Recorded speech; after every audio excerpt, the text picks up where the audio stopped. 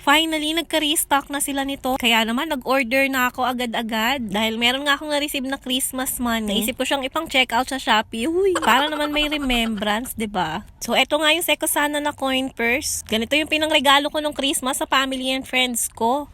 May isa pang klase nito, yung pa-square naman siya, which is mas bet ko sana, kaso out of stock pa rin hanggang ngayon. Ang dami kong na-checkout na ganito nung December, pero hindi ako nakapag-checkout ng para sa sarili ko, na out of stock na kasi. Ang ganda kasi nito, kaya sobrang mabili. Tingnan mo naman yung hardware niya, napakaganda rin. Tapos ganito yung itsura niya sa loob, very spacious siya.